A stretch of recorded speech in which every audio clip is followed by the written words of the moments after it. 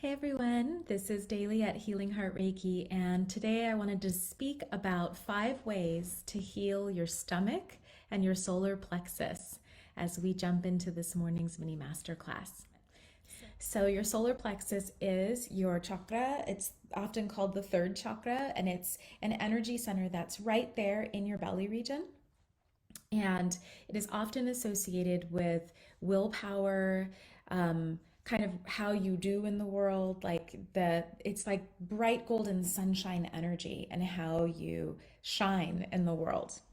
And yet, even though we have surprising amounts of freedom in this day and age, a lot of times we feel really stuck doing the things we want to do and shining in the world that the ways that we want to shine. So when you heal your energetic, then that often also affects your physical health and your physical actions in life. But in older metaphysics, it's also taught that not only does energy create form, but form also creates and shifts energy. So you can reverse engineer your healing process. And if you're feeling stuck energetically around how you're showing up in your life, a lot of times shifting your actual gut health and your stomach well being will create those emotional, psychological, spiritual, mental shifts that you're also seeking. So, number one, I love this tip and I've said it more than once in my lifetime. And if you know me, you might even know what I'm going to say. But number one is water. Drink water every morning, right when you wake up. Drink a pretty large glass. You can use like a mason jar of warm water. If you have any kind of immune stuff going on, or if your system just feels sluggish, water that's room temperature or even slightly warmer, like you'll find out as you try what heat level works for you. But as that goes in the body, it's a way for your body to instantly get hydrated again without having to work too hard. And a lot of times healing gets stuck if we just don't have the water. It's like trying to drive a car without gas. Would you drive a car without gas? So if you're walking around and you're not hydrated with water, you could really mess up your system just as you could mess up a car with no gas trying to drive it. So number one is the warm water. In the mornings, what I love to do is drink warm water with a little bit of lemon because the acids in the lemon actually create more alkalinity in your body. And you can try instead, or in addition, a little bit of apple cider vinegar if you use a live vinegar. So, tip number two kind of goes along with that, and then we're going to get into some other types of tips. But number two is gut health. Just as you're drinking water to stay hydrated, also give yourself some really good pieces to start to build up your gut health.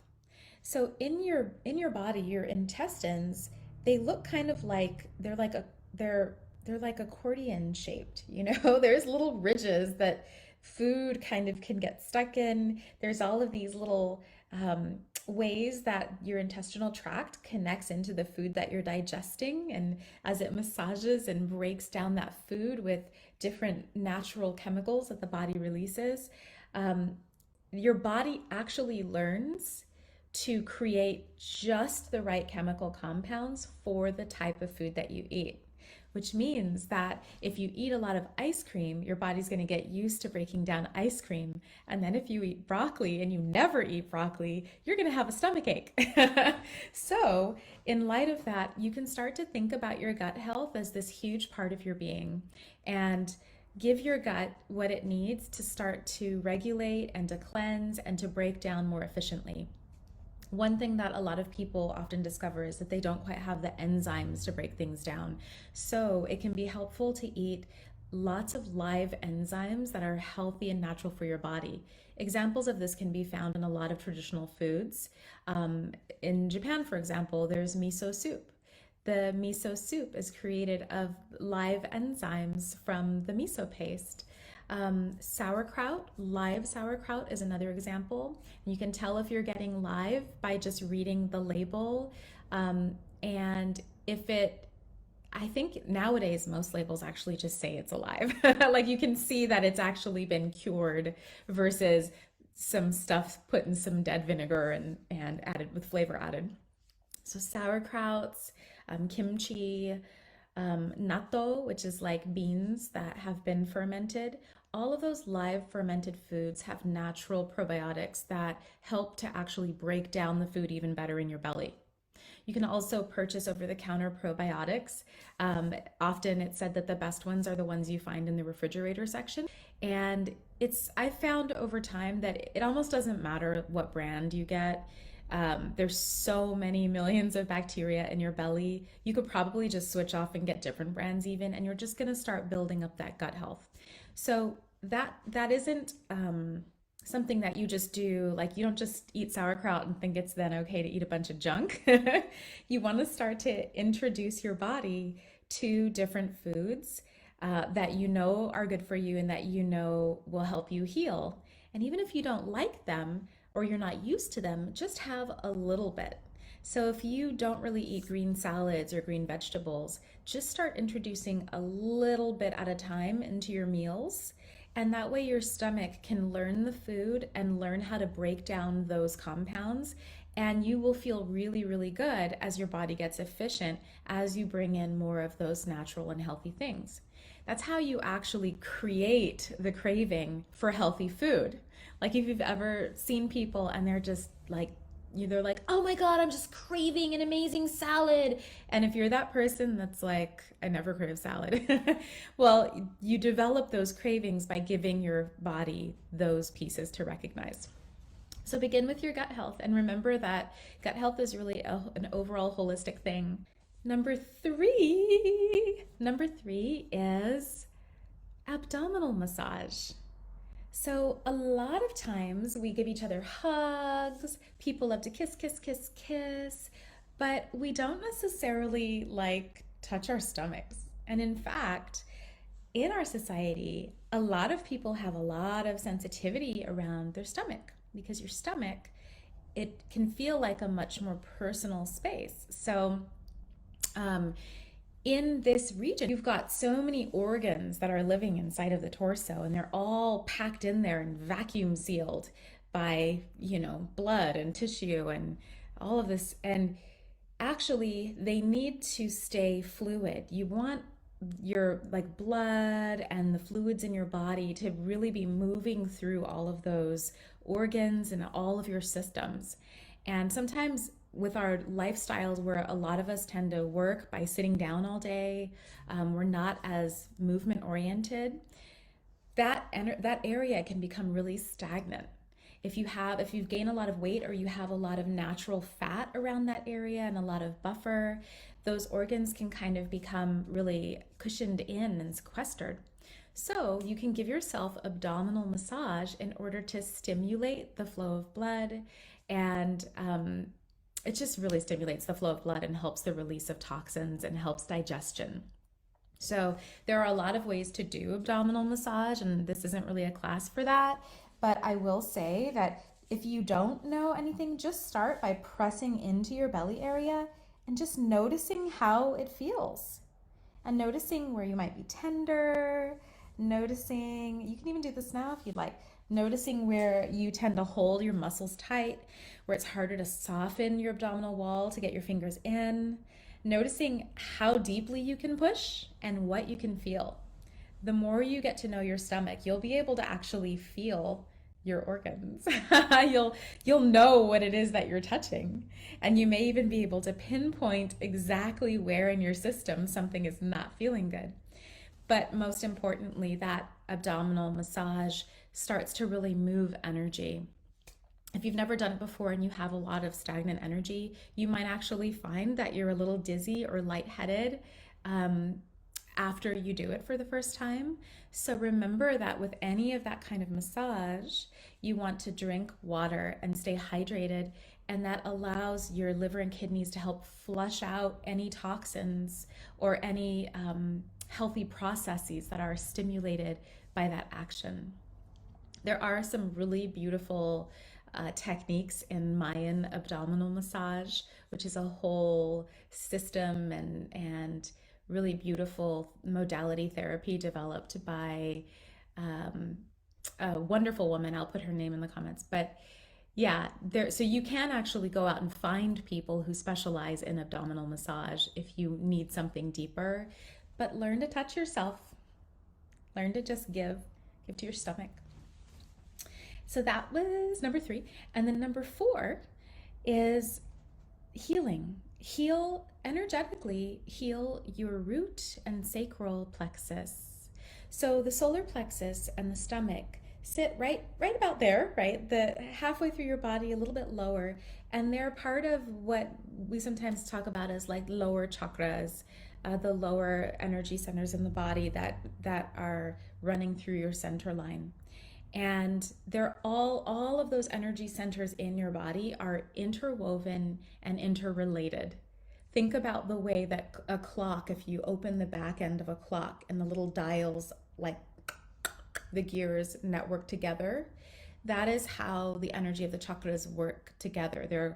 They're always responding to each other, and there's always an interplay between all of them.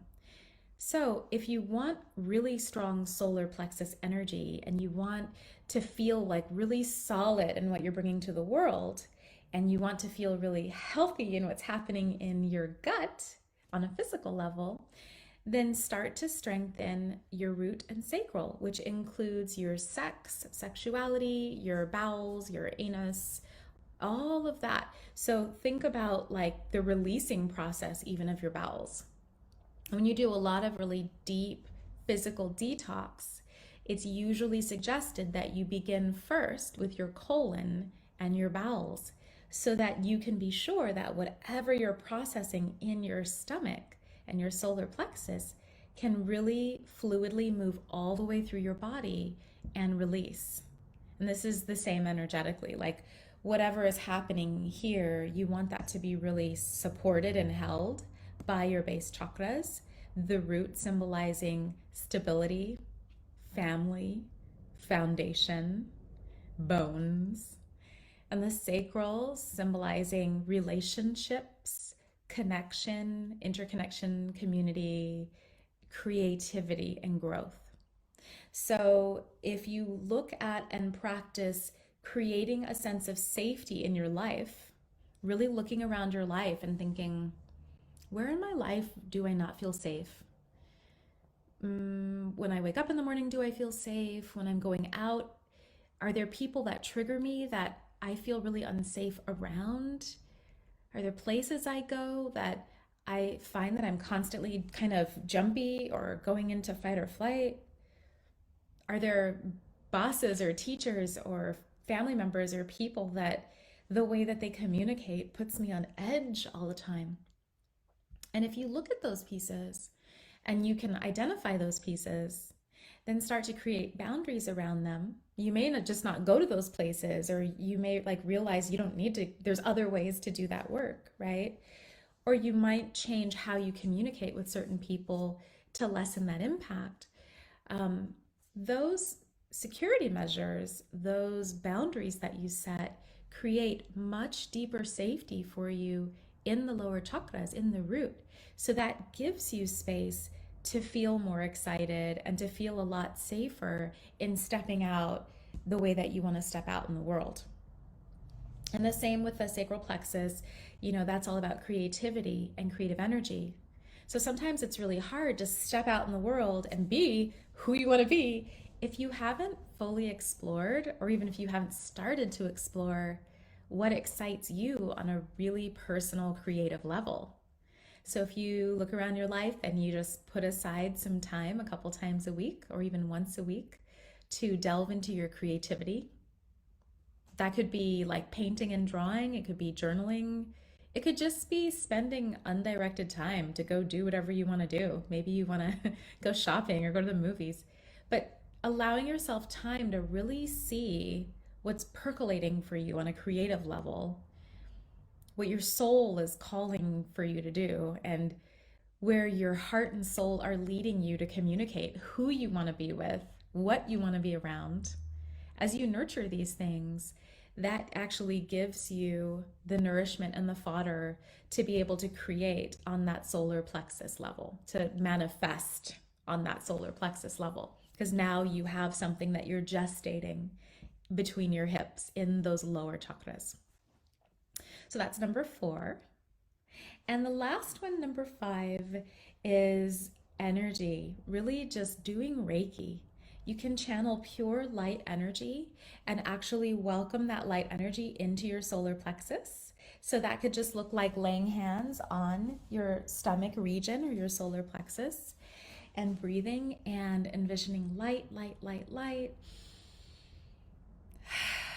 Breathing it in and flowing it through and welcoming beautiful waves of golden or white golden light and actually feeling as if you're a sponge, feeling like you're soft and permeable,